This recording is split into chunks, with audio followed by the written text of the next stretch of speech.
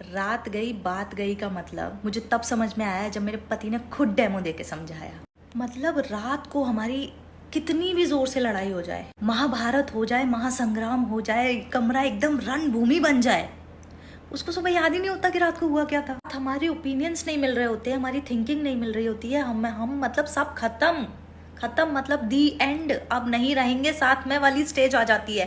मतलब कि लड़ाई का लेवल वो होता है कि एक दूसरे के साथ रहने के बाद भी एक दूसरे को ब्लॉक कर देते हैं। वो लेवल होता है लड़ाई का कि तुम्हारी शक्ल ही नहीं देखनी है मुझे।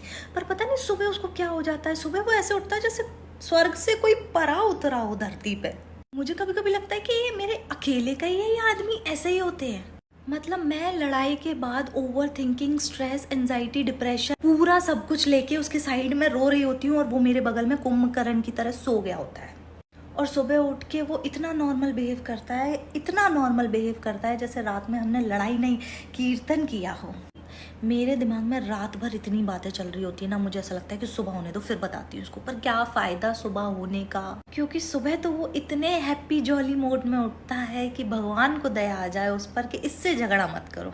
और उठते से ही बोलेगा, अरे तुम अभी तक वही बात लेके बैठी हो, छोड़ो ना, अभी रात गई बात गई, खत्म करते हैं। मेरे कहने का वो मतलब नहीं था, तेरे कहने का जो भी मतलब था, मगर मूड और रात तो मेरी खराब हो गई ना।